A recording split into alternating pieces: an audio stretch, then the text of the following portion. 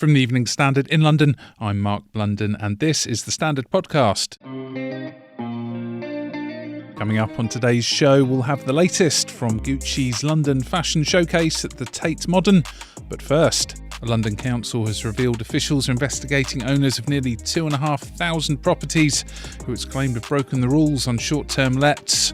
Now, Westminster is planning a crackdown on residents renting out their homes to holidaymakers in an ongoing bid to get a grip on owners breaching a 90-day limit that governs the number of short-term rental days.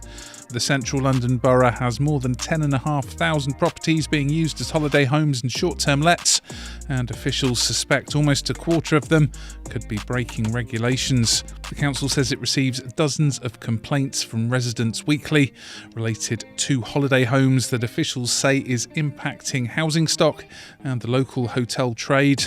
Previous Westminster Council investigations have discovered suspected brothels, party flats with a revolving door of revellers and severe overcrowding. To discover more, we're joined by Evening Standard Chief Political Correspondent Rachel Burford, who's been investigating. Plus, make sure to stay tuned for part 2, where we'll have the latest from Gucci's London fashion showcase at the Tate Modern.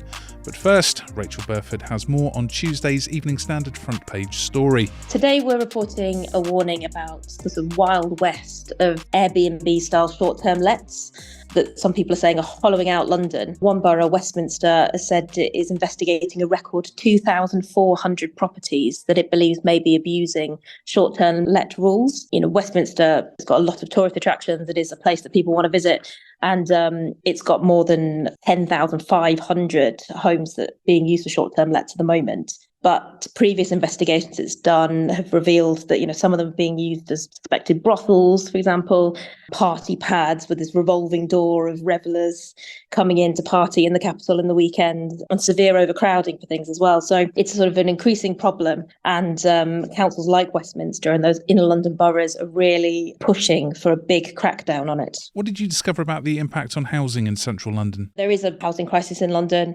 Everyone knows that it's much harder to find a property to rent than it used to be in the capital.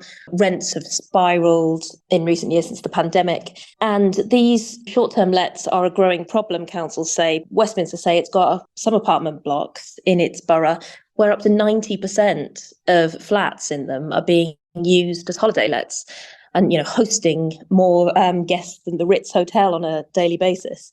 So they're saying it's sort of hollowing out its housing stock. People aren't being able to rent in the capital, especially in sort of central London areas, because landlords have found it's more lucrative to rent properties out on a short-term basis. What's Westminster proposing to crack down on the issue? Is the 90-day rule not enough? The 90-day rule is not necessarily the problem. It's enforcing the 90-day rule. So, you know, there are people who do want to rent out a room in their flat for a bit of extra income. And since 2017, they haven't been allowed to in London to do that for more than 90 days.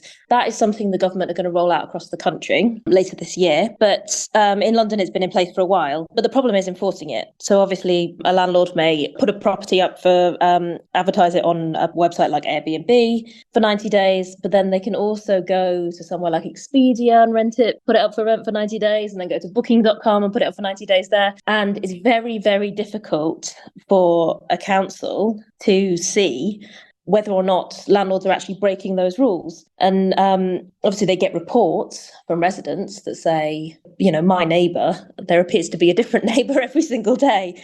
This apartment is clearly being rented out for longer than those 90 days. But it's very hard to prove and very hard to sort of track down. And anecdotally, you know, you'll speak to people all the time who rent something through one of these websites like Airbnb. And then when they get there, they're putting something that looks slightly different from the photographs that are on the website, but it's in the same sort of block. And that's another way that landlords are kind of getting around these rules. So what they want is a proper register of these properties so they can see exactly who is renting their apartments out and for how long each year. What further reforms is the government suggesting? The government have realised that this is a problem. So the Housing Secretary, Michael Gove, earlier this year did announce some changes to laws, and they would mean that landlords, for example, will need permission from the council to turn their home into a short-term let.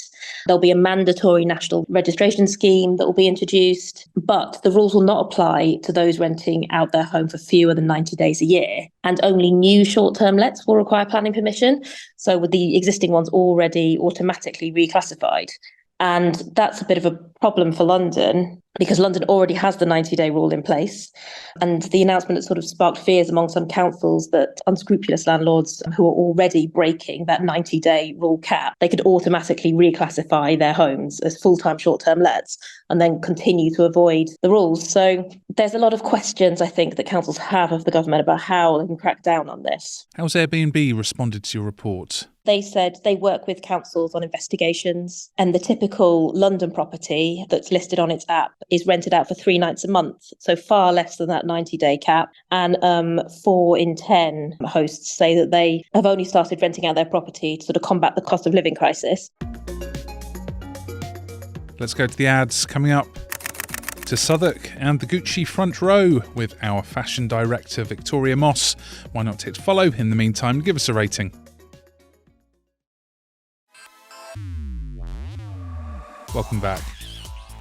Now, Gucci turned the Tate Modern Art Gallery into a fashion catwalk on Monday, and the Evening Standard's fashion director Victoria Moss explains why the Italian luxury label chose Southwark. Fashion brands have these sort of roving cruise shows that happen in May and June, and these are the collections that are going to be in store in November, December at the end of the year. And so they traditionally are these sort of slightly more commercial, slightly more fun shows than the kind of headline shows in February and September, Fashion Week or sort of Fashion Month. And so brands kind of pick a destination to take their show to, and then they usually channel something of that destination in the collection.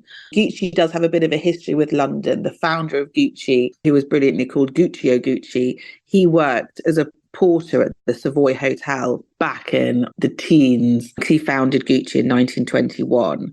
And the sort of legend goes that working at the Savoy gave him this idea of all these guests, of glamorous guests with all their luggage. And that gave him the idea to start a leather company. So the brand has got a bit of a storied history here. And they had a cruise show here in 2016, which was with their previous creative director, who was called Alessandro Micheli. And he did his show in Westminster Abbey. So there is a bit of a history of Gucci in London. And what were some of the new styles on show? Sabato De Sarno, who is the new Gucci creative director, and he's been there not quite a year, I think. So this is only his 3rd show, and it's his first cruise show away from Milan. His style is a lot more pared back than the kind of previous incarnation of Gucci.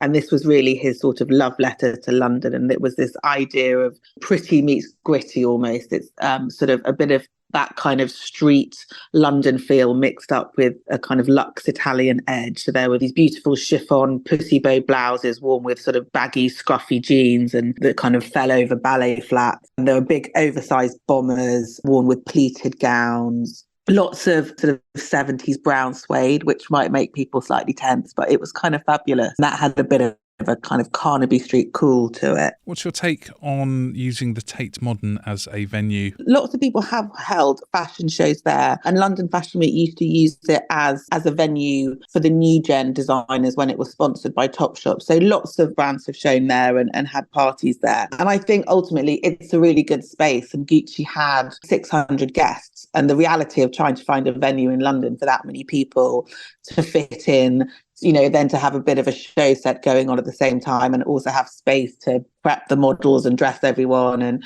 so I think ultimately it's quite difficult to find a big enough space in London. I mean, Burberry, when they do their show, which is a big show every season at London Fashion Week, you know, they basically erect a tent in a park every season, really, because there isn't a venue big enough. Last time when Gucci came, they did it in Westminster Abbey in the cloisters, which was obviously a completely different vibe and a different feel.